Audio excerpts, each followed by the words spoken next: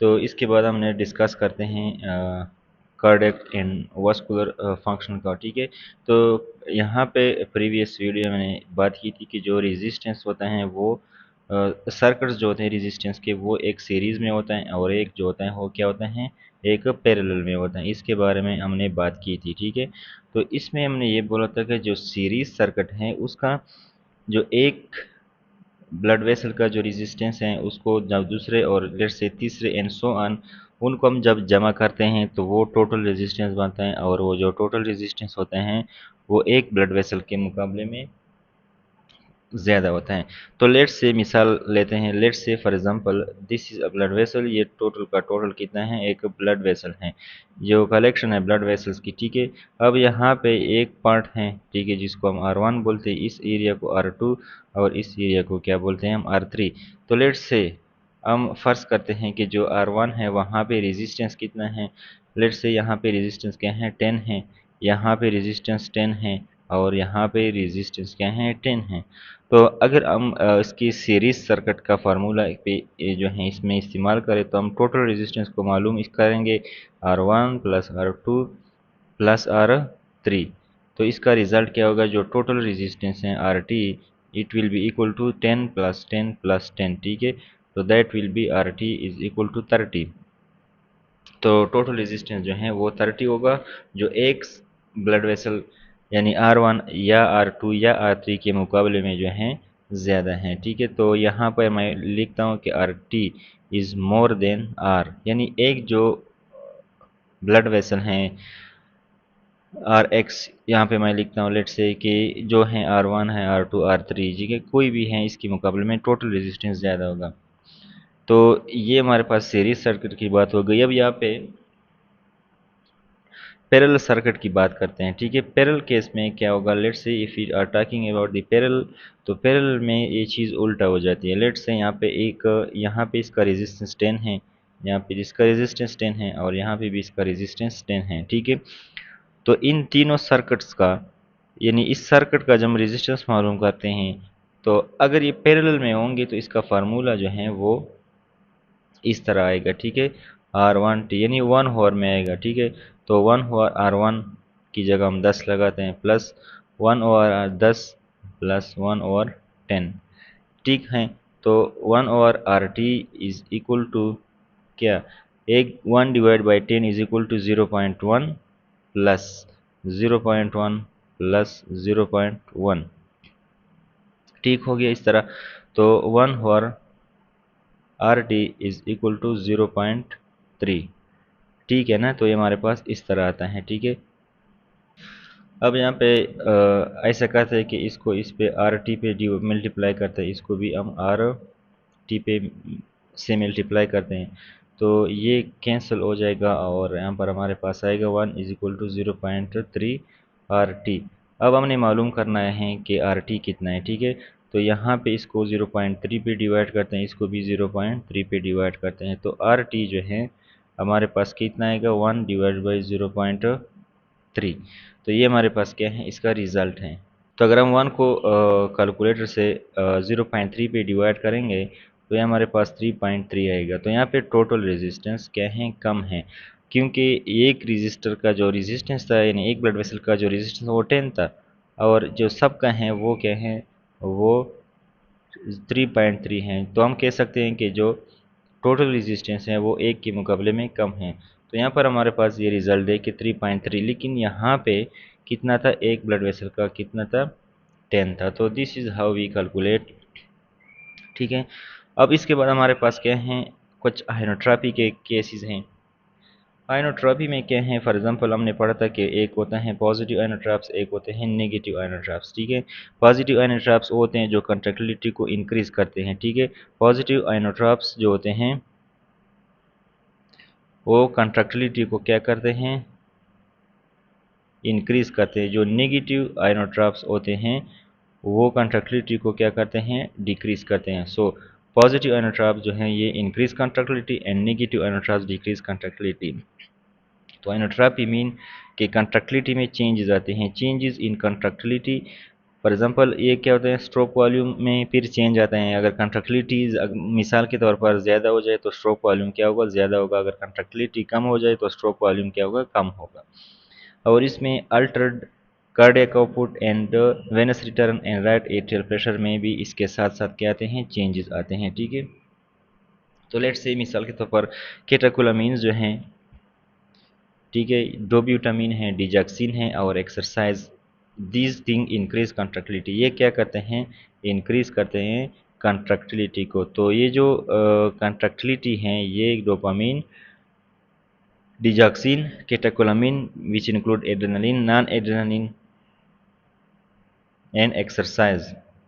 तो इन चीज़ों की वजह से कंडक्टिविटी जो होती है वो ज़्यादा हो जाती है, हमने पढ़ा हुआ है। ठीक है, इसकी तरह हार्ट फेलियर जो है, ठीक है, विद रिड्यूस इजेक्शन फ्रैक्शन, यानी हार्ट फेल हो जाते हैं और जो इजेक्शन फ्रैक्शन है, यानी stroke volume divided by in diastolic volume, वो कम हो जाता है।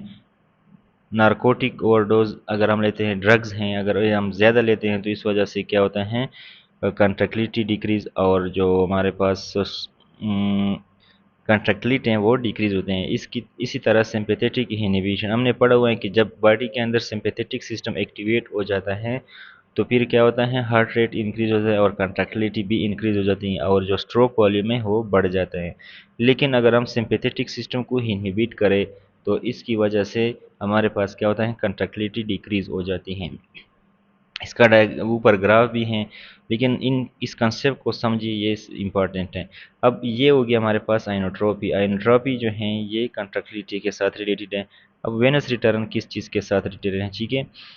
अब वेनस रिटर्न जो है, वेनस रिटर्न होता क्या है, सबसे पहले कुछ लोग अगर बेसिक्स का वीक हैं तो उनके लिए वेनस रिटर्न ये हैं कि जब let's say this is the right ventricle, ठीक है, and this is the right atrium, let's say this is the right atrium and this is the inferior vena cava and this is the superior vena cava। ठीक है, तो ये क्या है, हमारे पास superior vena cava है and this is the let's say pulmonary artery, simple। तो ये राइट वेंट्रिकल है, राइट एट्रियम है। यहाँ पर वेनस रिटर्न क्या होता है कि जब हमारे पास जो ब्लड इन्फीरियर वेना केवा से राइट एट्रियम के अंदर आता है, ठीक है, इस ब्लड को हम क्या बोलते हैं, ये वाला blood, this blood is called as a venous return. That जो ब्लड वेन से हमारे पास राइट एट्रियम के अंदर आता है, इस ब्लड को हम क्या बोलते हैं, वेनस रिटर्न। ठीक है, तो वेनस रिटर्न किन चीज़ों पे डिपेंड करता है, चेंजेस इन सर्कुलेटिंग वॉल्यूम।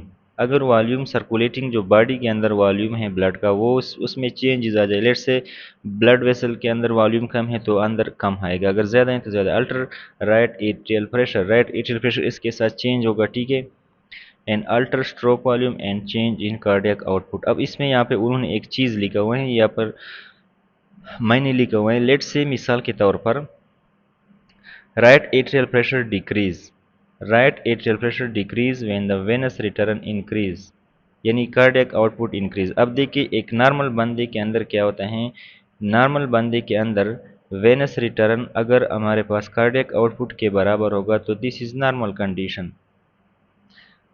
एक बंदे के अंदर वेनस रिटर्न और कार्डियक आउटपुट जो हैं वो सेम हैं, इसका मतलब ये है कि स्टर्लिंग लॉ, यानी जितना ब्लड अंदर आता है उतना ब्लड बाहर जाता है, तो इसको क्या बोलते हैं, नॉर्मल कंडीशन। अब लेट्स मिसाल के तौर पर एक बंदे के अंदर कार्डियक आउटपुट क्या है, ज़्यादा है, ठीक है, तो कार्डियक आउटपुट जब यानी वेनस रिटर्न जब ज़्यादा होता है तो राइट एट्रियल प्रेशर जो होता है वो कम हो जाता है। अब इसकी वजह ये है, लेट्स से मिसाल के तौर पर ये क्या है, लेफ्ट, ये लेट्स से फॉर एग्जांपल ये क्या है, लेफ्ट वेंट्रिकल है और ये क्या है, राइट वेंट्रिकल है, ये जो है राइट एट्रियम है, ठीक है, ये क्या है, लेफ्ट एट्रियम है। अभी लेट्स से इधर मैं अयोर्टा को ड्रा करता हूँ, this is the aorta and this is the superior vena cava and inferior vena cava. अब यहाँ पे क्या होता है कि जो ब्लड होता है, लेट्स से जितना ज़्यादा ब्लड जाता है बाहर, ठीक है, तो इतना ब्लड क्या होता है, यहाँ पे प्रेशर जो होता है वो डिक्रीज हो जाता है, क्योंकि बाहर ब्लड निकल जाता है और यहाँ पे इस ब्लड जो है वो राइट वेंट्रिकल की तरफ आता है। तो तो यहाँ पे नेगेटिव प्रेशर क्रिएट हो जाते हैं और इस वजह से राइट एट्रियल प्रेशर जो होता है वो कम हो जाता है और वेनस रिटर्न डायरेक्टली इंक्रीज हो जाता है। तो जैसे ही कार्डियक आउटपुट हो जाता है, ठीक है, जैसे ही कार्डियक आउटपुट हो जाता है यहाँ पे ब्लड इधर आता है, यहाँ पे प्रेशर जो होता है डिक्रीज होता है और स्पेस नेगेटिव प्रेशर टाइप मतलब क्रिएट हो जाता है और डायरेक्टली वेनस रिटर्न इंक्रीज हो जाता है। तो जब कार्डियक आउटपुट ज़्यादा होगा वेनस रिटर्न ज़्यादा होगा। So right atrial pressure decrease when venous return increase. अब वेनस रिटर्न क्यों इंक्रीज होता है, कार्डियक आउटपुट इंक्रीज होता है, because there is no wall between right atrium and inferior और सुपीरियर वेना केवा। वहाँ पे राइट एट्रियम जो सुपीरियर इंफीरियर वेना केवा है वॉल नहीं है, डायरेक्टली ब्लड जो है आ जाता है जब प्रेशर राइट एट्रियम के अंदर डिक्रीज हो जाए। So pressure in the right atrium and inferior superior vena cava आर इक्वल। So if cardiac output increase venous return ज़्यादा होगा, ठीक है, और ब्लड जो है goes from right atrium and thus pressure decrease in the right atrium, ठीक है। तो आई होप कि आपको ये बात समझ आ गई होगी, ठीक है। तो क्या एक बार फिर से हमारे पास जब कार्डियक आउटपुट हो जाता है, ठीक है, तो यहाँ पे क्या होता है फ्लो जो है ये तो ओपन सर्किट नहीं है, ये तो क्लोज सर्किट है। तो क्या होता है कि रेट वेंट्रिकल के अंदर से प्रेशर जाता है, यहाँ पे राइट एट्रियम से प्रेशर राइट वेंट्रिकल में जाता है आगे के लिए, ठीक है। तो यहाँ पे प्रेशर डिक्रीज हो जाता है और डायरेक्टली वॉल नहीं होती इंफीरियर सुपीरियर वेना केवा में, तो ब्लड जो है राइट सुपीरियर और वेना केवा से जो है एट्रियम है राइट टाइप वाला, राइट साइड वाला, तो वो क्या होता है इसके अंदर ब्लड आ जाता है। तो ये हमारे पास क्या है चेंज ये हो गया, ठीक है। फ्लूइड इन्फ्यूजन अगर हम कर ले, ठीक है, लेट से बॉडी के अंदर फ्लूइड जैसे कि नॉर्मल सेलाइन रिंगर लैक्टेट हम प्रैक्टिकली यूज़ करते हैं। इससे क्या होता है सर्कुलेटिंग वॉल्यूम ज़्यादा हो जाता है, वेनस रिटर्न जो है ज़्यादा हो जाता है। सिंपैथेटिक एक्टिविटीज़ के साथ क्या होता है जैसे कि हमने कहा जो पैरासिम्पैथेटिक एक्टिविटी हैं सॉरी हाँ उनकी इनहिबिशन जो होती है सिंपैथेटिक के, तो फिर क्या होता है कंट्रक्टिलिटी कम हो जाती है। लेकिन सिंपैथेटिक एक्टिविटी अगर हम कर लेते हैं तो फिर भी हमारे पास क्या होता है वेनस रिटर्न इंक्रीज होता है। एंड आर्टेरियो वेनस शंट, लेट से आर्टरी और वेनस के दरमियान लेट से दिस इज द आर्टरी, ठीक है, ये क्या है आर्टरी है और ये हमारे पास क्या है वेन है। लेट से दिस इज द वेन। तो अगर हम इसके दरमियान शंट लगाए कनेक्शन लगाए तो फिर क्या होता है वेन में ब्लड ज़्यादा आएगा क्योंकि ब्लड प्रेशर जो है आर्टरीज में ज़्यादा है और प्रेशर जो है वेन में कम है। तो ब्लड क्या करेगा आर्टरीज से क्या आएगा वेन की तरफ आएगा। तो इसको हम क्या बोलते हैं arterio venous shunt. So this will increase venous return. इसके अलावा हमारे पास acute haemorrhage and spinal anaesthesia. इसके साथ क्या होता है जैसे कि इसमें डिक्रीज सर्कुलेटिंग वॉल्यूम हो जाता है। एक्यूट हेमोरेज जैसे कि ब्लड हो गया, ब्लड लॉस हो जाता है तो ब्लड सर्कुलेटिंग वॉल्यूम कम हो जाता है और स्पाइनल एनेस्थीसिया में भी कम हो जाता है। इसके बाद हमारे पास है टोटल पेरिफेरल रेजिस्टेंस, यानी ब्लड वेसल के अंदर जो रेजिस्टेंस है वो क्या है, ठीक है। अब इसमें जो है चेंजेस जब आते हैं in the total peripheral resistance, इसमें क्या होता है cardiac output and changing in the right atrium is unpredictable. तो इसमें राइट एट्रियल प्रेशर जो है इसमें जो चेंज है वो अनप्रिडिक्टेबल है, लेकिन कार्डियक आउटपुट इसके साथ वो चेंज हो जाते हैं। लेट्स से मिसाल के तौर पर रेजिस्टेंस ज़्यादा है, let's say this is a heart, तो अगर हमारे पास टोटल पेरिफेरल रेजिस्टेंस जो है वो ज़्यादा है, ठीक है। If total peripheral resistance is more, तो अगर टोटल पेरिफेरल रेजिस्टेंस ज़्यादा है तो फिर ब्लड जो है पंप करना मुश्किल होगा, ब्लड को पंप करने में मुश्किलात होगी। तो हम कहते हैं कि जो टोटल पेरिफेरल रेजिस्टेंस हैं अगर ये ज़्यादा है तो कार्डियक आउटपुट जो है वो कम होगा। यहाँ पे जो वेजोप्रेसर हैं हम यूज़ करते हैं, ठीक है। तो वेजोप्रेसर टोटल पेरिफेरल रेजिस्टेंस को इंक्रीज करते हैं। एक्सरसाइज एंड आर्टीरियोवेनस शंट जो होता है आर्टीरियोवेनस शंट ये टोटल पेरिफेरल रेजिस्टेंस को क्या करते हैं इनहिबिट करते हैं। क्यों, यहाँ पे लेट से आर्टरीज के अंदर जो टोटल पेरिफेरल रेजिस्टेंस है वो उसमें कौन सा वेसल रोल अदा करते हैं आर्टरीज, ठीक है। तो लेट से अगर हम यहाँ पे कनेक्शन लगाए शंट लगाए, this is what this is the shunt, ये क्या है ये शंट है ना, आर्टीरियो वेनस शंट है। तो ब्लड यहाँ पे आर्टरीज से जो ब्लड है वो वेनस के अंदर आएगा, वेन्स के अंदर आएगा। तो वेन्स के अंदर जब आएगा तो यहाँ पे प्रेशर क्या होगा, कम हो जाएगा। तो अगर प्रेशर कम हो जाएगा तो हम कहेंगे कि रेजिस्टेंस भी क्या है, कम हो जाता है। सो टोटल पेरिफेरल रेजिस्टेंस जो है वेजोप्रेसर के साथ, यानी जो वेजोप्रेसर्स कौन से हैं, क्या हैं, यानी वो ड्रग्स, वो मेडिसिन जो ब्लड वेसल को कंट्रैक्ट करते हैं तो उनको हम क्या बोलते हैं, वेजोप्रेसर। और एक्सरसाइज जो एवी शंट है यानी आर्टीरियो वेनस शंट, उसके साथ जो है टोटल पेरिफेरल रेजिस्टेंस क्या होता है, कम होता है। इसके बाद हमारे पास यहाँ पे चेंजेस ऑफन, यहाँ पे उन्होंने एक जुमला लिखा हुए हैं, ठीक है। चेंजेस जो होते हैं often occur in tandem and may be री इन्फोर्सिंग, ठीक है। तो जो टेंडम का मतलब जो क्या है कि तरतीब से होते हैं, ठीक है। जो चेंजेस होते हैं वो एक दूसरे के साथ रिलेटेड होते हैं, ठीक। एक इंक्रीज दूसरा डिक्रीज, तो एक तरतीब में जो इस हिसाब से चेंजेस होते हैं। मे बी इन री का मतलब क्या है कि एक चीज़ दूसरे को इंक्रीज करता है। जैसे कि एक्सरसाइज क्या करता है, इंक्रीज आइनोट्रॉपी कंट्रैक्टिलिटी, यानी जब हम एक्सरसाइज करते हैं तो कंट्रैक्टिलिटी जो है वो बढ़ जाती है। And decrease total peripheral resistance, ठीक है।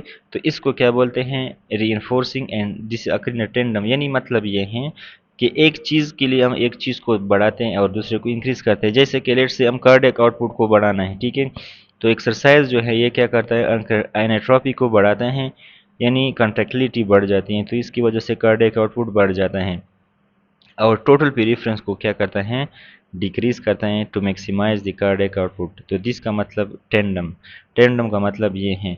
और कंपेंसेटरी का मतलब ये है कि एक दूसरे के साथ गुजारा करना, ठीक है। फॉर एग्जांपल हार्ट फेलियर हो गया, ठीक है, वो आइनोट्रोपी को कम करता है। हार्ट फेलियर में आइनोट्रोपी यानी जो कंट्रैक्टिलिटी है वो कम हो जाती है। तो इस वजह से क्या होता है, फ्लूइड जो रिटेंशन है, ठीक है, हो जाती है, फ्लूइड रिटेंशन हो जाती है ना, to increase preload to maintain cardiac output. यानी जब हम किसी पेशेंट का हार्ट फेलियर हो जाता है तो कंट्रैक्टिलिटी कम हो जाती है, ठीक है। और इस वजह से फ्लूइड रिटेंशन हो जाती हैं। और इस फ्लूइड रिटेंशन का फ़ायदा ये होता है कि प्री लोड बढ़ जाता है, और प्री लोड बढ़ने से क्या होता है, कार्डियक आउटपुट बढ़ जाता है, ठीक है। तो ये जो है हमारे पास क्या है, इसका ग्राफ हैं उन्होंने जो है ड्रा किया हुआ है, ठीक है। So this is the graph that we discuss. अब नंबर 1 पे क्या है, एनोट्रोपी है, ठीक है। राइट एट्रियल प्रेशर है ये, और ये हमारे पास क्या है, कार्डियक आउटपुट एंड या venous return which are related and similar, ठीक है। जो कार्डियक आउटपुट ज़्यादा होते हैं तो आइनोट्रोपी जो है ज़्यादा होती हैं, ठीक है। तो लेट से यहाँ पे उन्होंने लिखा है एनोट्रॉपी के बारे में, हमने कहा जो कि केटाकोलामीन्स हैं, ये वाली चीज़ें ये हमने डिस्कस की कि ये क्या करते हैं, एनोट्रॉपी को इंक्रीज करते हैं, ठीक है। तो यहाँ पे उन्होंने लिखा हुआ है, ठीक है, यहाँ पे एनोट्रॉपी जो है इंक्रीज है, और इस वजह से फिर जो वेनस रिटर्न है और इसका जो ग्राफ है वो बढ़ जाता है, और कार्डियक आउटपुट जो है उसमें इंक्रीज आ जाता है, ठीक है। ये यहाँ पे इतना है, ठीक है, लेकिन ज़्यादा है, ठीक है। कार्डियक फंक्शन कर रहे हैं, ठीक है। Let's say this is the normal, और इसमें अगर आइनोट्रोपी कम हो जाए तो फिर कार्डियक आउटपुट क्या होता है, डिक्रीज होता है, ठीक है। राइट, यहाँ पे उन्होंने cardiac output, right Venus return, volume की बात की है, वॉल्यूम यानी टोन, वेनस टोन या वॉल्यूम जो है, लेट्स से वेनस टोन और वॉल्यूम की बात करते हैं। यहाँ पे अगर वेनस टोन ज़्यादा है तो वेनस रिटर्न और जो है वो ज़्यादा होगा, ठीक है। और वॉल्यूम ब्लड के हार्ट के अंदर क्या होगा, ज़्यादा होगा। और यहाँ पे राइट एट्रियल प्रेशर के साथ कार्डियक आउटपुट और वेनस रिटर्न का उन्होंने फार्मूला जो है, जो ग्राफ है वो उन्होंने ड्रा किया हुआ है, ठीक है। अब इसके बाद हमारे पास जो ग्राफ हैं which is you can see important, लेकिन थोड़ा मुश्किल भी है, लेकिन मैं इंशाल्लाह आपको समझाऊंगा, आपको इंशाल्लाह आ जाएगा, ठीक है। इसको हम क्या बोलते हैं, pressure volume loop and cardiac cycling, ठीक है।